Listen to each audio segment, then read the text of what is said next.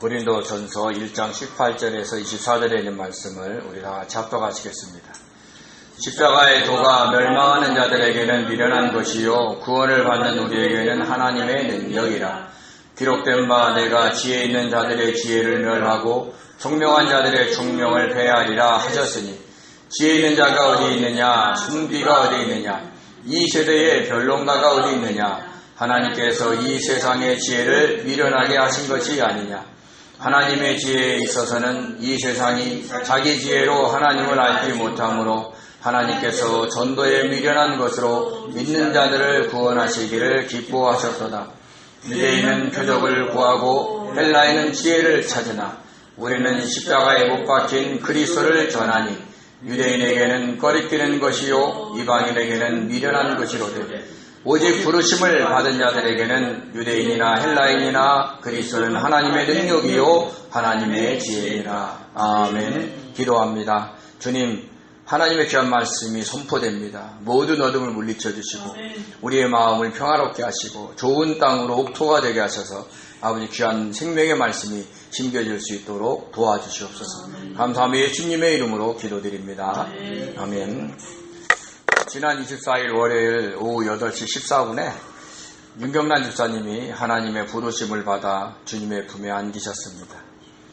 그리고 유가족들은 27일 이천 에덴낙원 부활교회에서 자연장으로 집사님을 천국 환송에 드리고 왔습니다. 요즘 같은 세상에서 67세는 짧은 인생입니다. 그래서 서운함과 아쉬움도 많았지만 그동안 고생하며 사셨던 것을 생각하면 천국에서 주님과 함께 평안히 계시는 것도 좋을 것이라 생각이 됩니다. 태어나면서 짊어지기 시작했던 수많은 짐들을 이제 다 내려놓고 주님의 품에 안겼으니 얼마나 행복하시겠습니까? 주님과 함께 천국에서 영생을 누리게 된 것을 진심으로 축하드립니다. 유가족들에게는 주님의 크신 위로와 천국에 대한 소망을 품는 믿음을 폭포수처럼 부어주실 것을 간절히 기도합니다. 하나님은 우리들을 창세전에 택하시고 이 땅에서 부르십니다. 성령을 통해 주 예수 그리스도의 이름을 믿게 하고 구원하여 주시는 것입니다. 그리고 또 부르십니다. 이번에는 구원을 위한 것이 아니라 영원한 안식을 주기 위해 천국으로 부르시는 겁니다. 그러면 인간의 호흡은 끊어집니다. 호흡이 끊어지는 순간은 다 다양합니다. 사고로 일순간에 끊어질 수도 있고 질병으로 오랜 고통 속에서 끊어질 수도 있습니다. 그러나 하나님의 시간에서는 그 모든 것들이 다 한순간이고 그 순간이 지나면 하늘의 천군 천사와 함께 오시는 빛이신 주님을 보게 될 것입니다. 저와 여러분에게는 섬기는 천사들이 있습니다. 히브리서 1장 14절에 모든 천사들은 구원받을 상속자들을 위하여 섬기라고 보낸 것이다 라고 했습니다. 이 말씀을 믿으시고 저와 여러분들도 두 번째 하나님의 부르심을 받을 때 이 말씀을 생각하고 믿으면서 천사와 빛이신 주님을 찾아야 합니다. 우리가 죽으면 어둠의 세력도 같이 오는 것 같습니다. 저희 어머님이 임종하실 때 그 두 세계를 보고 말씀하신 적이 있습니다. 어둠의 세력은 주로 먼저 죽은 가족의 모습으로 오는 것 같고 주님은 빛으로 오시는 것 같습니다. 유다서 1장 9절을 보면 모세의 시체를 사이에 두고 천사장 미가엘과 마귀가 다투는 장면이 나옵니다. 모세가 누굽니까? 하나님의 종이요 선지자로서 이스라엘 백성들을 애굽에서 인도하고 광야를 통과하게 한 하나님의 일꾼이 아닙니까? 그런데도 젊었을 때에 애굽 사람을 죽인 것을 빌미로 마귀가 정죄하기 위하여 시체를 가지러 온 것입니다. 저와 여러분들도 이 세상에 살면서 한 번도 죄를 안 짓고 살지는 않지 않습니까? 그래서 우리가 임종할 때에도 어둠의 세력이 오는 겁니다. 그때 우리는 우리의 의로움으로 구원받는 것이 아니라 주님께서 십자가에 못 박혀 죽으시면서 우리의 모든 죄를 사하여 주신 보혈의 공로로 구원받았다는 것을 믿고 고백하면서 빛이신 주님과 천사들을 보려고 해야 합니다. 처음에는요, 다 어둠의 세력을 먼저 봐요. 왜? 그것이 가깝게 오기 때문에. 그러나 믿음을 드리면 그 어둠이 물러가고 그 뒤에 있는 주님의 빛을 볼 수 있게 되는 겁니다. 그러면 우리를 맞이해 주시는 주님을 보게 되고 그분의 품에 안기게 될 것입니다.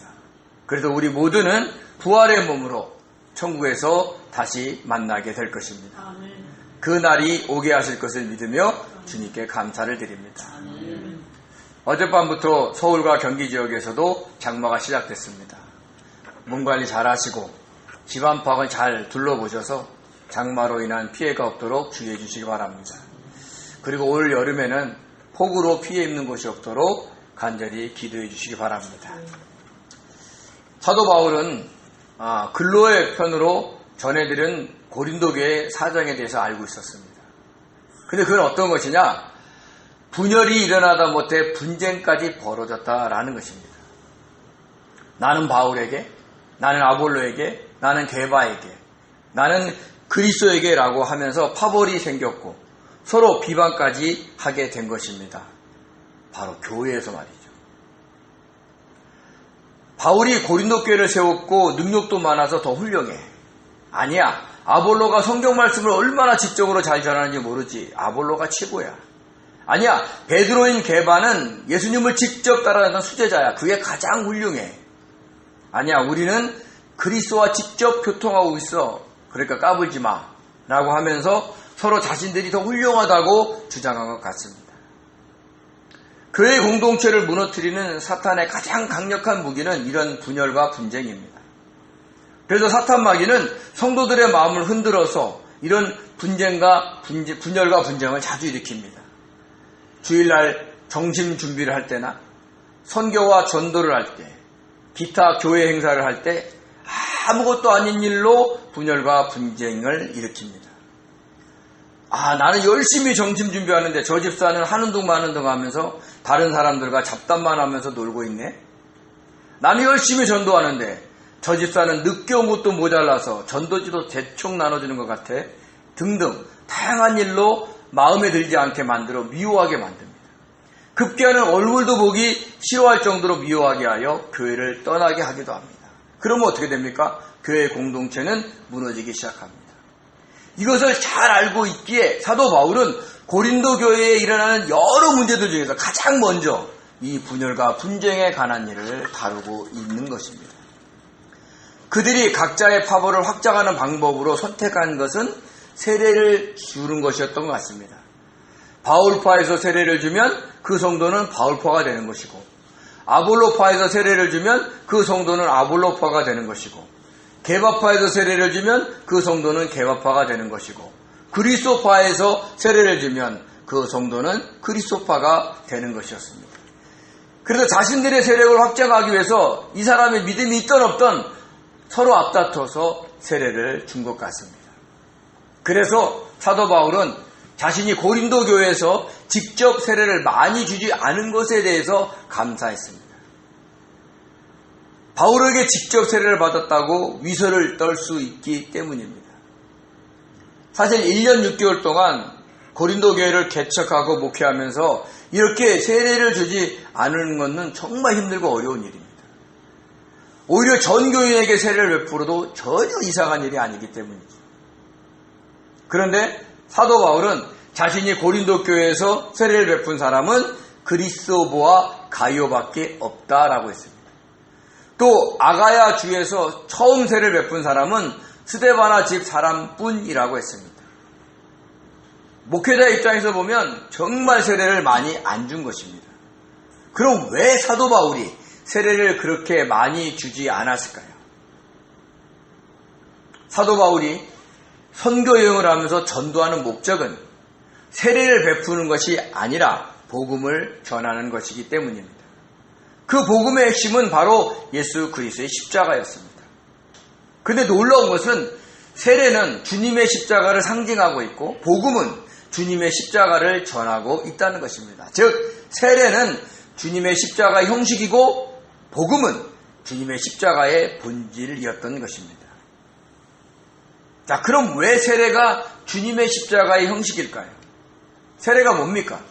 자신의 옛사람이 물속으로 들어가 죽고 새 사람으로 다시 태어나는 것을 의미하는 예식입니다. 이 세상의 풍조를 따르던 옛사람은 죽고 예수 그리스도를 믿고 그분을 따르는 새 사람이 된 것입니다. 이 세상의 풍조에 휩싸이지 않고 주님 가신 십자가의 길을 따라가는 사람이 된 것입니다. 이것을 상징적으로 보여준 광경이 바로 홍해 사건입니다. 우리 고린도전서 10장 1절에서 2절을 같이 읽겠습니다. 형제들아, 나는 너희가 알지 못하기를 원하지 아니하노니 우리 조상들이 다 구름 아래 있고 바다 가운데로 지나며 모세에게 속하여 다 구름과 바다에서 세례를 받고. 아멘. 모세가 홍해를 향해서 지팡이를 든 손을 내밀자 밤새도록 반대편에서 동풍이 불어오고 홍해가 갈라지면서 마른 땅이 되었습니다. 그렇게 열린 홍해길을 따라 장정만 60만 명이나 되는 엄청난 이스라엘 백성들이 통과를 했던 것입니다. 그런데 그 장면을 사도 바울은 하나님께서 이스라엘 백성들에게 세례를 베푼 것이다 라고 했습니다. 모세가 갈라진 홍해 중간에 서서 지나가는 이스라엘 백성들의 머리에 바닷물을 붓고 일일이 세례를 베푼 것이 아닙니다. 뒤에서 쫓아오는 애국 병사들에게 놀라서 허겁지겁 서둘러서 홍해를 걷는 것입니다. 그런데도 그것을 세례받은 것으로 간주한 것입니다. 그럼 왜 이렇게 세례를 받았다고 표현을 했을까요? 바로 홍해를 통과하는 과정이 세례의 의미를 담고 있기 때문입니다. 홍해를 건너던 이스라엘 백성들은 뒤에서 애굽족의 홍해가 합쳐져서 자신들을 쫓아오던 애굽 병사들이 죽어가는 것을 보았습니다. 한번 상상해 보세요. 그 큰 바다가 쫙 열렸는데 뒤에서는 점점점 합쳐져서 쫓아오는 거예요. 근데 거기에 있는 사람들이 죽어가는 거예요. 얼마나 무섭고 떨렸겠어요. 그 죽어가는 병사들을 보고 그리고 그들은 생각했을 겁니다. 다시는 이 홍해길을 따라 애굽으로 갈 수 없다는 것을. 왜냐? 합쳐진 홍해는 다시 열리지 않을 것이니까요. 그래서 이제는 애굽의 삶에서 살지 못하고 하나님께서 제시하신 그 광야의 길과 가나안의 삶을, 땅의 삶을 살아가야 한다는 것을 알았을 겁니다. 이것이 세례의 의미입니다. 애굽의 생활로 돌아갈 수 없는 삶, 다시 옛사람으로 살지 못하는 삶이 세례의 의미이고, 주님의 뜻에 따라 광야의 길을 걷고 가나안 땅의 삶을 살아가야 하는 새 사람으로서의 삶이 바로 세례의 의미입니다. 즉 홍해를 통과하면서 세상을 상징하는 애굽에서 노예로 살았던 옛사람은 죽고 예수님을 예표하는 모세의 인도를 따라 살아가는 새 사람으로 다시 태어난 것입니다. 그런데 이 세례의 의미를 오롯이 담고 있는 것이 바로 주님의 십자가입니다. 주님은 공생의 기간 동안 많은 기적을 일으키시고 놀라운 천국 복음을 전하셨습니다. 그 모든 기적과 복음이 응축되어 나타난 것이 바로 주님의 십자가입니다. 주님께서 이 십자가를 지시기 위해 그렇게 기적을 일으키시고 복음을 전하셨던 겁니다. 왜요? 사람들의 시선을 끌고 그들로 하여금 자신이 메시아로 오신 것을 믿게 하고 죄사함을 받게 하려고 했던 것입니다. 그래서 주님을 믿는 우리가 죄 없는 자로 죄 없으신 하나님의 부르심을 받고 죄 없으신 주님과 함께 이 세상과 저 천국에서 영원히 살아갈 수 있게 된 것입니다. 이렇게 형식적인 세례와 본질인 십자가의 복음이 같은 의미를 담고 있기 때문에 사도 바울은 형식보다는 본질을 전하기 위해서 온 힘과 정성을 다했던 것입니다. 우리 로마서 6장 6절을 같이 읽겠습니다. 우리가 알거니와 우리의 옛사람이 예수와 함께 십자가에 못 박힌 것은 죄의 몸이 죽어 다시는 우리가 죄에게 종노릇 하지 아니하려 함이니. 아멘. 우리의 옛사람이 물에 빠져 죽은 것을 나타내는 것이 세례이고 우리의 옛사람이 십자가에 못 박힌 것을 나타내는 것이 바로 주님의 십자가입니다. 그러므로 십자가의 복음을 전하는 것이 진정으로 세례를 베푸는 것이 되는 겁니다. 그래서 복음을 듣고 진심으로 주님을 구주로 영접하고 믿을 때 저와 여러분은 이미 성령 세례를 받는 겁니다. 세례에는 두 가지가 있다고 그랬죠. 물 세례와 성령 세례가 있습니다. 물 세례는 사람들에게 보여주는 거예요. 이 사람이 믿는 자라는 걸. 근데 성령 세례는 영적으로 모든 영적 세계에 이 사람이 믿는 사람이라는 것을 보여주는 것입니다. 그래서 성령 세례를 받는 사람은 진짜 구원받는 성도이고 물세를 받는 사람은 진짜 구원받는 성도일 수도 있고 아닐 수도 있습니다. 순간의 감정에 휩쓰여서 아니면 누구를 따라왔기 때문에 입장 때문에 곤란해서 세례를 받았다가 다시 세상으로 돌아가는 사람이 많기 때문입니다. 그러나 성령 세례는 바꿀 수 없는 진짜입니다. 저와 여러분은 이 성령 세례를 받으신 것을 믿으시기 바랍니다. 그래서 사도 바울은 형식적인 세례보다 본질인 십자가의 복음을 더 많이 전했던 겁니다. 그런데 아이러니컬하게도 그 세례를 이용해서 교회 내에서 파벌이 형성된 것이었습니다. 이에 사도 바울은 그들의 잘못을 일깨워주기 위해 십자가의 도가 어떤 것인가 라는 것을 설명을 했습니다. 우리 고린도전서 1장 18절에 있는 말씀을 같이 읽겠습니다. 십자가의 도가 멸망하는 자들에게는 미련한 것이요 구원을 받는 우리에게는 하나님의 능력이다. 아멘. 여기서 십자가의 도에서 도는 어떤 십자가의 길을 의미하는 게 아닙니다. 도의 헬라어 로고스는 말, 진술, 연설, 말씀이라는 뜻이 있고요. 그래서 십자가의 도는 십자가의 말씀이라는 뜻이고 십자가의 복음이라는 의미를 갖고 있습니다. 멸망하다의 아폴루미는 멸망시키다, 죽다, 사라지다 라고 했는데 수동태로 쓰였습니다. 그러니까 멸망당할 자들에게 이렇게 얘기하는 거죠. 그리고 미련한의 헬라어 모리아는 어리석은이라는 뜻이 있습니다. 즉 십자가의 말씀은 멸망당할 자에게는 어리석은 것으로 보인다는 겁니다. 지혜롭지 못하게 보이는 거죠. 어떻게 십자가의 말씀을 믿을 수 있냐라는 것입니다. 십자가의 말씀, 십자가의 복음은 주님께서 십자가에 못 박혀 죽으심으로 인해 우리의 모든 죄가 사함을 받고 우리가 구원받는 것을 알려주는 복된 소식입니다. 이런 하나님의 사랑을 멸망당할 자들은 알지 못하기 때문에 십자가의 복음을 믿는 자들을 보면서 어리석게 보는 것이죠. 왜요? 인간의 이성으로는 도저히 이해할 수 없기 때문입니다. 그러나 창세 전에 택하심을 받고 성령으로 인해 부르심을 받는 우리들은 그 십자가의 말씀이 이해되고 믿어져 구원받기 때문에 하나님의 능력이다라는 거지. 하나님의 창세전에 택하신 자들을 성령을 통해 믿게 하시고 구원하시기 때문에 하나님의 능력이다라고 하는 거예요. 그러니까 우리가 능력이 있어서 믿는 게 아니라 하나님이 능력이 있어서 우리를 믿게 하시는 거예요. 누가, 어떤 신이 이런 죄인들을 죄 없다 하고 구원해 줄 수 있겠습니까?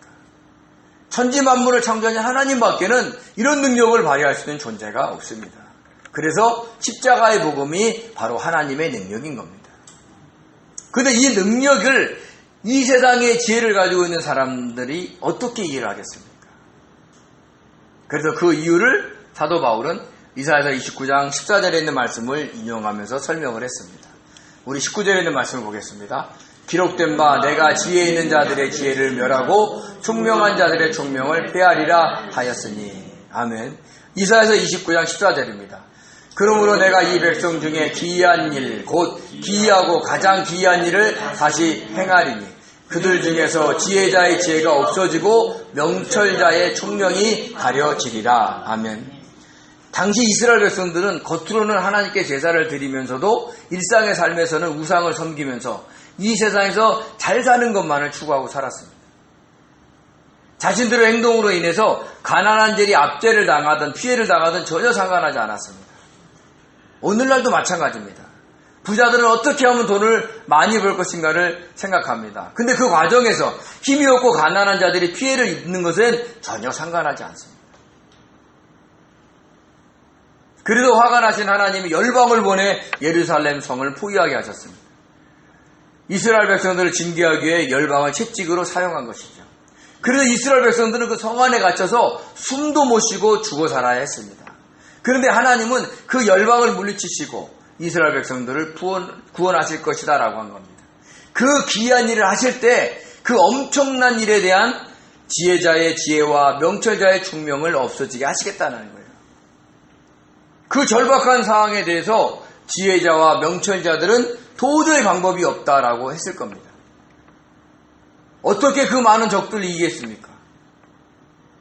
그런데 하나님은 구원해 주실 것이다 라고 하신 것이죠. 즉 인간의 생각으로는 도저히 이해할 수 없는 그 귀한 일로 이스라엘 백성들을 구원하시겠다라는 겁니다. 그와 마찬가지로 바울이 전하는 십자가의 도, 십자가의 말씀, 십자가의 복음은 지혜와 총명한 자들이 이해할 수 없는 것으로 단순히 십자가에 못 박힌 그리스도를 믿음으로 구원을 받게 하는 것이고, 구원을 받는 자는 자신을 구원하여 주신 그 주님을 따라 살아가면 되는 것입니다. 이렇게 구원받는 것은 단순하고 심플합니다. 그래서 구원받고 영생 얻는 과정이 너무 단순하니까 그것을 받아들이지 못하는 지혜자들의 지혜와 총명한 자들의 총명을 폐하실 것이다 라고 한 것입니다. 사방으로 성을 에워싸고 있는 열방이 있는데 어떻게 이스라엘을 구원하겠냐는 거예요.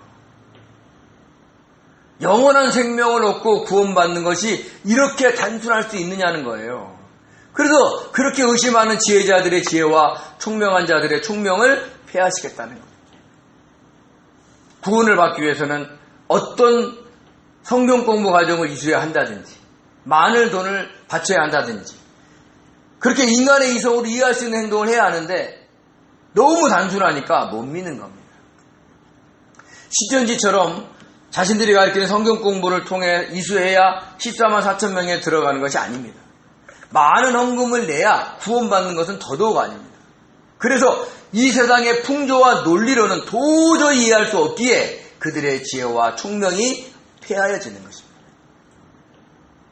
우리 고린도전서 1장 20절을 같이 읽겠습니다. 지혜 있는 자가 어디 있느냐? 선비가 어디 있느냐? 이 세대의 변론가가 어디 있느냐? 하나님께서 이 세상의 지혜를 미련하게 하신 것이 아니냐. 아멘. 선비의 헬라어 크람마튜스는요, 서기관, 성직자, 비서, 성서학자, 모세 율법교사라는 뜻이 있습니다. 변론가의 휴제테테스는 토론자, 논쟁자라는 뜻이 있습니다. 십자가의 도, 십자가의 말씀, 십자가의 복음의 핵심은 그리스도께서 십자가에 못 박혀 죽으신 것이고, 그로 인해 그리스도를 믿는 자들이 구원을 받는 것입니다. 이렇게 단순하고 심플한 복음을 이해할 수 있는 지혜자와 서기관들과 율법교사나 논쟁자들이 어디 있겠냐라는 겁니다.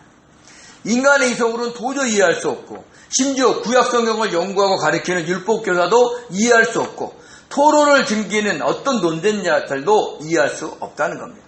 그러면서 사도 바울은 그들이 가지고 있는 지혜를 이 세상의 지혜다라고 했습니다.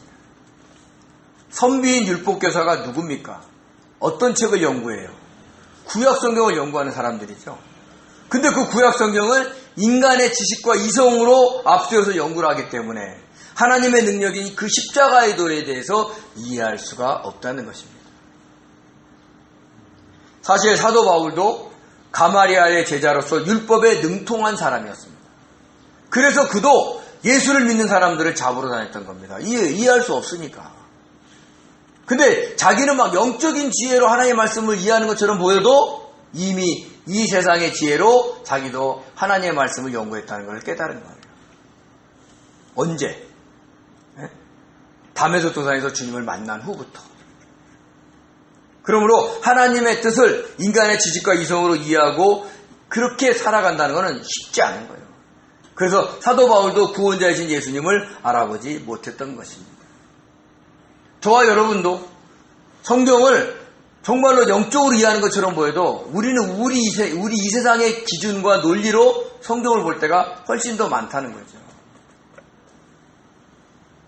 그렇게 사도 바울이 자신이 그런 경험을 했기에 지혜자가 어디 있느냐, 선비인 율법교사가 어디 있느냐, 그리고 변론가가 어디 있느냐라고 했던 거예요. 자신이 해봐서 다 안다는 것입니다. 그러면서 하나님께서는 전도에 미련하는 것으로 믿는 자들을 구원하시는 것을 기뻐하셨다라고 했습니다. 우리 21절에 있는 말씀을 보겠습니다. 하나님의 지혜에 있어서는 이 세상에 자기 지혜로 하나님을 알지 못하므로 하나님께서 전도에 미련한 것으로 믿는 자들을 구원하시기를 기뻐하셨도다. 아멘. 만약에 이 세상의 지혜로 우주 만물이 운행하는 모든 원리를 파악하고 인간이 죽어서 천국과 지옥에 가는 방법을 알게 된다면 인간이 얼마나 교만해질까요? 우주의 관점에서 보면 우리 인간은요, 아무것도 아닙니다. 적외선 만안경인 제임스 웹으로 바늘구멍만한 우주의 한 부분을 찍은 사진입니다. 그 넓은 우주 공간에 바늘구멍만한 곳으로 쳐다봤는데 이렇게 별들이 많은 거예요. 그러니까 얼마나 우주가 많다는 거예요.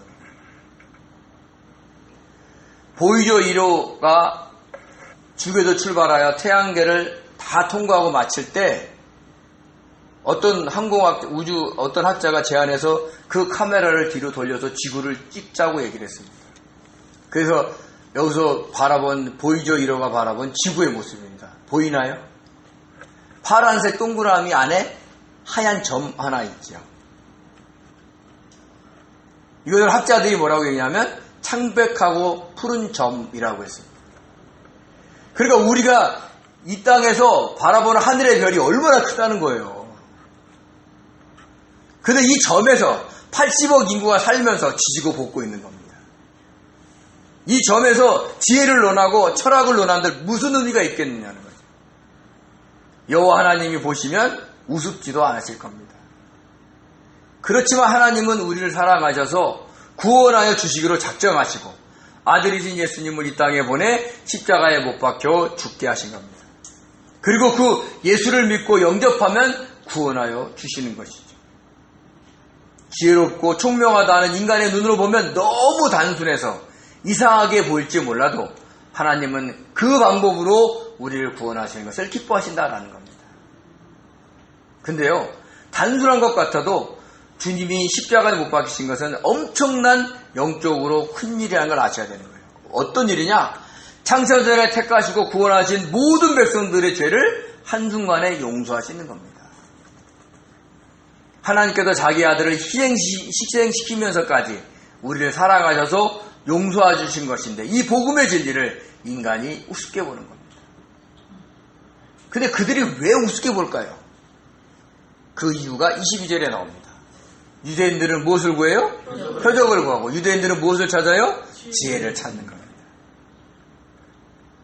표적, 세메이온, 이것은요 표적이라는 뜻인데 기적 같은 표적을 구하는 겁니다. 그리고 구하다 찾다가요 현재 능동태 복수로 쓰였습니다. 그러니까 한 번 기적으로 만족하지 않는 거예요.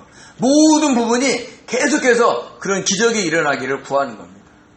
지혜를요 찾는데 단순히 찾는 게 아니라 끝까지 지혜를 찾아서 논하는 거죠. 그래서 나중에 종교학자들이 어떤 상의를 했냐면 바늘 끝에 천사가 몇 마리 올라갈 건가를 토론을 해서 결론을 내겠어요. 그게 무슨 의미가 있어요? 바늘 끝에 천사가 몇 명 있단 말이죠. 근데 그거를 논리적으로 설명하려고 든다는 거예요. 그렇게 어리석다는 거죠. 요즘에도 성도들 중에서 은사가 나타나는 자들을 쫓아다니는 분들도 많습니다. 또 주님과 직접 대화한다고 한다는 은사자의 말을 신봉하는 사람들도 있습니다. 그 말이 성경에 맞든 안 맞든 그 말이 자기의 삶과 이 세상의 흐름과 적용이 되면 믿는 거예요. 마치 유대인들이 표적을 구하는 것과 같습니다. 이렇게 기적 같은 표적을 구하고 엄청난 지혜를 알려고 하기 때문에 우리를 사랑하셔서 주님의 십자가를 통해 구원하여 주시는 그 하나님의 사랑을 이해할 수가 없는 겁니다. 주님께서 공생기간 동안 놀라운 이적과 기적을 일으키신 것은 자신을 메시아로 받아들이라고 시선을 끄는 거예요. 그래서 구원을 받으라고 하는 것인데 유대인들은 그 이적과 기적만 바라본 것입니다. 오늘날도 성도들 중에는요 그런 이적과 기적만 바라보는 분들이 많습니다. 이적과 기적은 우리로 하여금 주님을 구주로 믿게 하고 십자가의 길을 가는데 도움을 주는 것이 되어야지 그것이 신앙의 목적이 되어서는 절대로 안 됩니다. 그래서 어떤 교회는요 갈 때마다 막 신앙 간증을 시켜요. 이런 놀라운 일들이 있었다고. 그럼 사람이 말씀보다는 자기에게도 그런 기적이 일어나기를 소원하면서 그 교회에 몰려가는 거예요. 기도원에 가보면 막 물질적으로 어려웠다가 주님께 기도하고 해결된 사람들의 간증이 막 있습니다. 어느 날 갑자기 막 집이 팔렸다든지 막 땅이 팔려갖고 일이 해결됐다든지 막 주님께서 기도해줘서 어떤 문제 해결됐든지 막 얘기를 하죠. 근데 그 기도원에 오는 그 수많은 사람들이 다 그런 응답을 받았냐는 거예요. 한두 명 응답을 받는 걸 가지고 이 기도원에 오면 기도의 응답을 받는다고 선전하면서 사람들을 오게 하는 거예요. 교회도 마찬가지예요. 말씀은 전하지 않고 그 온갖 간증만 얘기를 해요. 그 성도들이 말씀을 귀하게 보겠어요? 아니면 그 간증 내용을 보겠어요? 간증내용을 뭐예요? 거기에만 매료돼서 자기의 삶 속에 그런 간증만 있기를 소원하게 되는 것입니다. 그러면 신앙의 목적이 달라지게 되는 거죠. 모두 십자가의 복음의 본질에서 벗어날 수 있다는 것을 잊지 마시고 조심해야 하는 겁니다. 그래서 많은 이적과 기적을 일으킨 사도 바울도 오직 십자가에 못 박힌 그리스도를 전하는 데 집중했다라고 했습니다. 우리 23절에 24절 같이 읽겠습니다. 우리는 십자가에 못 박힌 그리스도를 전하니 유대인에게는 거리끼는 것이요 이방인에게는 미련한 것이로되 오직 부르심을 받은 자들에게는 유대인이나 헬라인이나 그리스도는 하나님의 능력이요 하나님의 지혜니라. 아멘. 십자가의 도, 십자가의 말씀, 십자가의 복음은 십자가에 못 박히신 그리스도를 전하는 겁니다. 목회자가 전하는 모든 설교 안에는 예수님의 십자가가 있어야 하고 그 예수님의 십자가가 풍겨나야 하는 겁니다. 정치적인 이슈를 아주 잘 설명해도 어떤 분야에 대해서 전문가 수준으로 설명을 해도 웃기는 소리를 해도 좋은 예화를 많이 들어도 예수님의 십자가가 없거나 풍기지 않는다면 그 설교는 복음이 아닙니다. 왜 그리스도가 십자가에 못 박혀야 했느냐만 집중적으로 설교하니까 표적을 구하는 유대인들은 꺼리고 기회를 찾는 헬라인들에게 보기에는 미련해 보이는 겁니다. 유대인들이 꺼리는 데는 그만한 사실 이유가 있습니다. 왜냐하면 율법에 나무에 달린 자는 하나님께 저주를 받은 것이다 라고 되어 있기 때문입니다. 우리 신명기 21장 23절 같이 읽겠습니다. 그 시체를 나무 위에 밤새도록 두지 말고 그날에 장사하여 내 하나님 여호와께서 내게 기업으로 주시는 땅을 더럽히지 말라. 나무에 달린 자는 하나님께 저주를 받았음이니라. 아멘. 나무 십자가에 못 박혀 죽은 예수는 하나님께 저주 받은 것인데 어떻게 그를 믿을 수 있느냐는 것입니다. 자신들을 잘못된 길로 빠뜨리려고 하는 것이 아니냐 하면서 받아들이지 않는 것이죠. 거리끼의 헬라어 스칸달토는요, 걸려 넘어지게 하는 장애물, 함정, 죄로 이끄는 유혹이라는 뜻이 있습니다. 그러니까 하나님께 저주받는 자를 믿었다가 자신들도 하나님께 저주를 받는 것이 아니냐면서 받아들이지 않는다는 것입니다. 그러나 그렇게 생각하는 그들의 지혜는 하나님의 지혜가 아니라 이 세상의 지혜입니다. 사실 나무 십자가에 못 박혀 죽인 예수는 하나님께 저주받는 것이 맞습니다. 그러나 예수님은 죄가 없는 분이시기 때문에 하나님의 저주를 받을 이유가 없었습니다. 오직 우리의 저주를 대신 받고 우리의 모든 죄를 전가받아서 죽기 위해 십자가에 못 박히신 것입니다. 그 사실을 바울은 이렇게 얘기합니다. 갈라디아서 3장 13절입니다. 그리스도께서 우리를 위하여 저주를 받은 바 되사 율법의 저주에서 우리를 속량하셨으니 기록된 바 나무에 달린 자마다 저주 아래 있는 자라 하였습니다. 아멘. 우리가 받을 저주를, 그러니까 주님은 죄가 없어 저주를 받을 수 없거든요. 근데 우리를 대신해서 받은 것이고 그와 동시에 율법의 저주에서 우리를 속량하게 했다는 거죠. 율법의 저주가 뭡니까? 유대인들은 율법을 잘 지켜야 천국에 간다고 믿었습니다. 그런데 어떤 인간이 모든 율법을 다 잘 지킬 수 있겠습니까? 그리고 그 율법의 저주는 평생 동안 하나의 율법도 어기면 어긴 것이 되어서 이스라엘 백성들을 옥죄이고 있었던 겁니다. 야고보서 2장 10절에 이렇게 얘기하죠. 같이 한번 읽겠습니다. 누구든지 온 율법을 지키다가 그 하나를 범하면 모두 범한 자가 되느니라. 이게 율법의 저주예요. 이 율법의 저주에서 우리를 속량하여 주신 겁니다. 그러니까 얼마나 큰 자유함을 주신 겁니까? 오늘날 이스라엘 백성들처럼 우리에게도 율법을 다 지켜야 구원을 받는다고 하면 누가 주님을 믿고 율법을 지키며 살겠습니까? 그래도 하나님은 우리를 사랑하셔서 예수님을 통해 우리가 받을 저주를 그 나무 십자가에 달리시면서 대신 받게 하시고 우리의 모든 죄를 용서하여 주신 겁니다. 그리고 율법에 매여 살지 않게 해주셨습니다. 그래서 하나님의 부르심을 받은 자들은 유대인이나 헬라인이나 십자가에 못 박히신 그리스도가 하나님의 능력이요 하나님의 지혜가 되는 것입니다. 다만 거룩하신 하나님께서 우리를 부르시고 구원하여 주셨으니까 우리에게 요구하시는 것은 너희도 거룩하게 살라라고 하는 거예요. 그 방법이 어떤 방법이냐? 바로 십자가에 못 박히신 주님을 따라가는 겁니다. 우리 마가복음 8장 34절 같이 읽겠습니다. 무리와 제자들을 불러 이르시되 누구든지 나를 따라오려거든 자기를 부인하고 자기 십자가를 지고 나를 따를 것이니라. 아멘. 자기를 부인한다는 것은요, 세례를 통해 옛사람이 죽은 것을 의미합니다. 자기의 뜻과 욕심을 내려놓고 타고난 성품과 성향을 죽이면서 주님을 따라가는 것입니다. 자기 십자가를 지는 것은 자기가 당하는 모든 환경을 감사로 받아들이라는 거죠. 사실 우리가 짊어지고 있는 짐은 우리 혼자 짊어지는 게 아니라 주님이 함께 짊어지고 계시기 때문에 주님을 의지하면서 살면 감당하게도 하시고 피하게도 하신다는 걸 아셔야 됩니다. 그러므로 저와 여러분들은 십자가에 못 박히신 주님을 믿으며 구원받았고 주님과 같이 자신의 옛사람이 십자가에 못 박혔음을 알고 이제는 새 사람으로 주님을 따라 살아가야 합니다. 매 순간 자신의 마음을 살펴봐야 합니다. 이 세상의 풍조에 따르지는 않는지, 십자가의 삶을 살지는 않는지 살펴보면서 이 세상의 지혜로 내가 영적으로 사는 것처럼 착각하지는 않는지 살펴봐야 됩니다. 십자가에 못 박히신 주님을 믿는 자로서 자신의 옛사람을 십자가에 못 박고 나는 죽고 예수로 사는, 즉 주님의 뜻대로 사는 복된 성도의 길을 가야 하는 것입니다. 그것이 세례의 의미고 그것이 십자가의 복음의 의미인 겁니다. 그로 인해서 주님의 길을 잘 따라감으로 인해서 하나님을 기쁘게 해주는 복된 성도님이 되시기를 예수님의 이름으로 축원드립니다. 기도하겠습니다. 전능하신 하나님 감사드립니다. 이 세상의 지혜로 도저히 이해할 수 없는 아버지 주님의 십자가로 우리를 구원하여 주시면 감사합니다.